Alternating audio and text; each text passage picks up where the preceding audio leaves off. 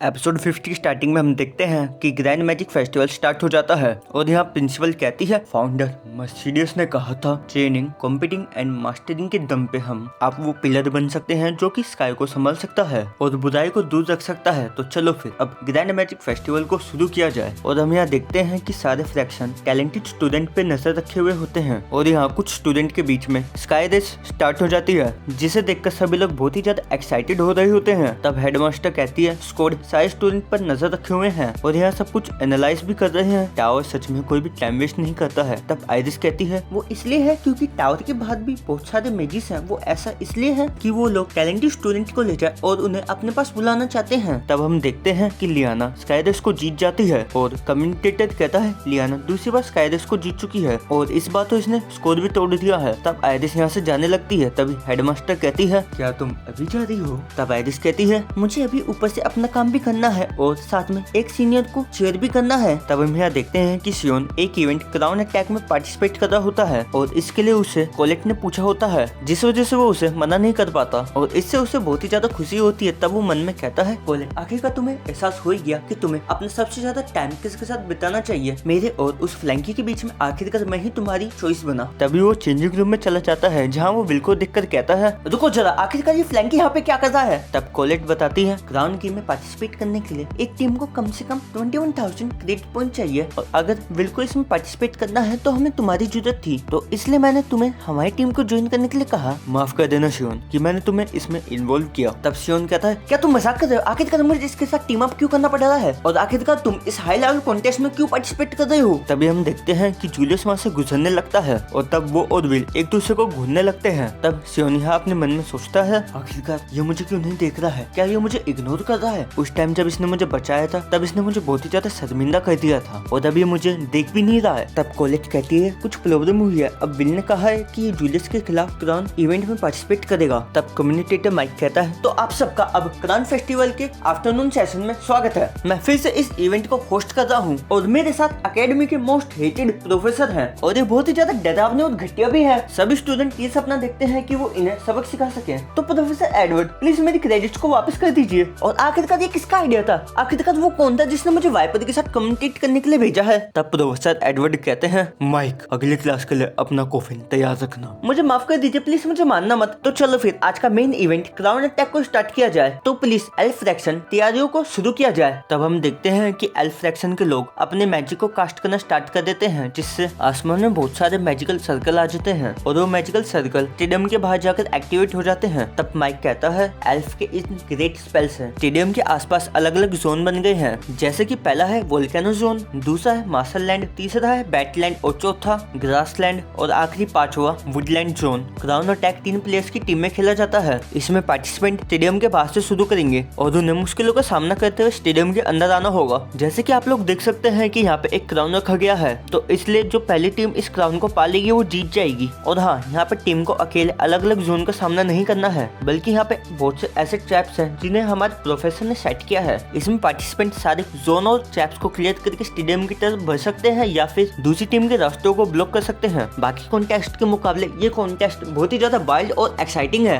ये मैच सच में लड़ाई का मैदान है। तब प्रोफेसर एडवर्ड कहते हैं, इसमें हम देखेंगे कि टीम कैसे अलग अलग सिचुएशन में परफॉर्म करेगी और वो लोग आपस में कैसे कोऑर्डिनेशन करते हैं। इस कॉन्टेस्ट को ऐसा मानना चाहिए कि जैसे आप सच में कोई डेंजर में जा रहे हैं। प्रोफेसर ने बिल्कुल सही कहा, ये एक हाई लेवल कॉन्टेस्ट है जिसमें सिर्फ बेस्ट स्टूडेंट पार्टिसिपेट करते हैं। वैसे मुझे ये कहना नहीं चाहिए, पर अकेडमी में गैदरिंग के दौरान ये पता चला है कि विकनियर की स्कोर 12 और जूलियस के स्कोर 9 लोगों की फेवरेट है और इनमें से ही कोई जीतने वाला है और मैंने अपनी सारी सेविंग्स विकनियर पे लगा दी है। और हाँ, यहाँ पे एक और टीम है, वो स्कोर 6 है, उसे कोई पसंद नहीं करता, जिसमें कोलेट, सियोन और नो टैलेंट है। तब सभी लोग विल को पार्टिसिपेट करता हुआ देखकर हंसने लगते हैं और उसे पार्टिसिपेट करने से मना कर रहे होते हैं और अब सारी टीम स्टार्टिंग पोजीशन पे जा रही होती है। तब प्रोफेसर वर्कनर विल को देखकर कहते हैं, तुम सच में इसमें पार्टिसिपेट कर रहे हो? मैंने तुम्हें कितनी बार कहा है कि तुम्हें इस फेस्टिवल से दूर रहना चाहिए। तब विल कहता है, मुझे माफ कर दीजिए प्रोफेसर, पर अगर सब लोग मुझ पर हंसेंगे भी तब भी मैं इस लड़ाई को जीतना चाहता हूँ। और ये कहकर वहाँ से चला जाता है और हम देखते हैं कि क्राउन अटैक स्टार्ट हो जाता है और सारी टीम्स आगे बढ़ने लगती है। तभी हम देखते हैं कि सभी टीमों के रास्ते में बहुत सारे गोलम्स आ जाते हैं और सभी टीमों को उन्हें हराकर आगे बढ़ना होता है। तब यहाँ बिल बहुत तेजी से सीधा जा रहा होता है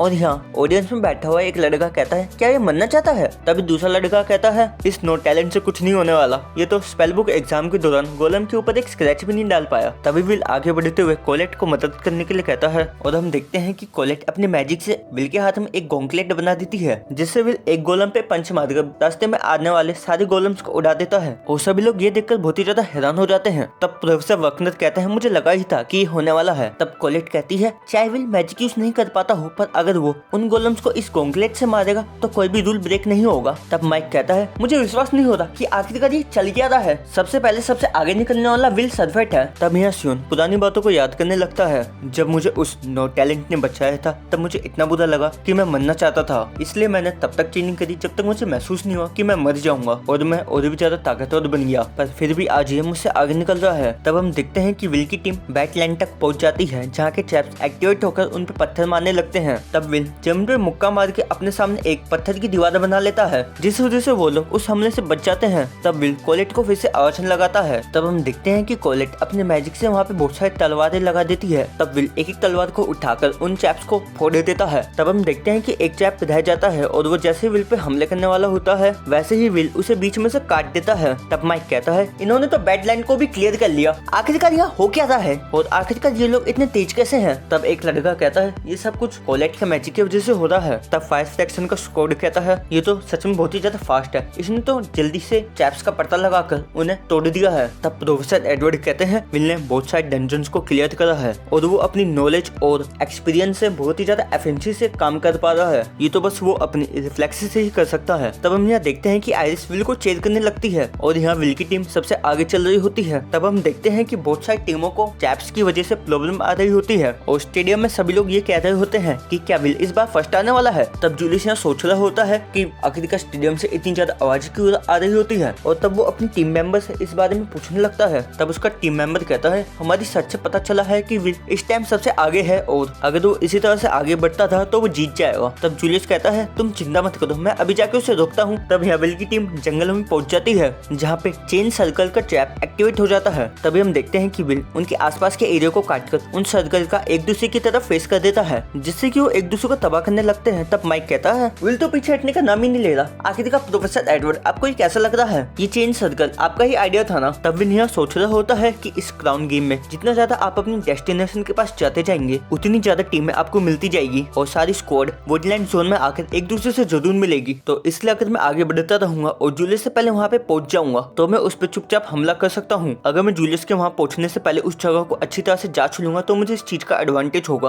और तभी हम देखते हैं कि जूलियस उस पर हमला कर देता है, पर उसका हमला विल के कपड़े को ही फाड़ पाता है। तब कोलेट कहती है आखिरकार ये हमसे पहले यहाँ पे कैसे पहुंच गया। तब विल सोचता है कि क्या ये अकेला है, क्या इसकी टीम यहाँ कहीं छुपी हुई है। तब जूलियस बहुत सारे आइस क्रिस्टल से उन पर हमला कर देता है। तब विल उसके हमले से बचकर सोचता है मेरे पास अब टाइम नहीं है, मुझे इससे यहीं लड़ना होगा। और तभी हम देखते हैं कि सियोन अपनी फायर मैजिक से जूलियस की बर्फ को पिघला देता है और विल और जूलियस पे हमला कर देता है, जिससे कि वहाँ पे बहुत ही बड़ा धमाका होता है। पर कोलेट अपने मैजिक से जैसे तैसे करके विल को बचा लेती है। तब विल यहाँ सोच रहा होता है कि आखिरकार ये क्या हो रहा है, क्या उसने मुझ पे हमला किया है। तब सियोन कहता है यहाँ से चले जाओ जूलियस, तुम मेरे रास्ते में हो। तब कोलेट सोचती है कि क्या ये जूलियस की तरफ हमला कर रहा था, पर इसने तो विल और जूलियस दोनों पर हमला किया। फिर वो कहती है आखिरकार तुम सोच क्या रहे हो सियोन, मैं बहुत टाइम से अच्छा लड़का बन के तुम्हारी बात सुन रहा था कोलेट, पर मैं अपना रिवॉर्ड चाहता हूँ तो इसलिए तुम मुझसे लड़ो फ्रिंकी। तब विल सोच रहा होता है कि आखिरकार ये क्या कह रहा है और कहता है कि क्या तुम मुझसे अभी लड़ना चाहते हो, आखिरकार ऐसा क्यों है। तब सियोन उस पर हमला कर देता है और कहता है कि क्या तुम्हें सच में लग रहा है कि मुझे तुमसे लड़ने में किसी रीजन की जरूरत है। तब कोलेट सियोन को रोकने के लिए जाने लगती है, पर जूलियस उसे रोक देता है और उस पर अटैक करता है, जिसकी आवाज विल भी सुनता है। तब सियोन विल पर हमला करके उसकी तलवार को नीचे फेंक देता है। तब विल कहता है रुक जाओ सियोन, ये टाइम हमारे लड़ने का नहीं है। तब सियोन कहता है जल्दी करो फ्लैंकी, तुम अपनी तलवार उठाओ। तब विल अपनी तलवार को उठा लेता है और वो दोनों लड़ने के लिए तैयार हो जाते हैं। और इसी के साथ एपिसोड 50 यहाँ पे एंड होता है। और अगर वीडियो यहाँ तक देख रहे हो तो कमेंट में सुबदासी जरूर लिख के जाना। सुबदासी की स्पेलिंग नहीं आती तो स्क्रीन पर देख ही सकते हो। और अगली वीडियो तक के लिए सायोनारा।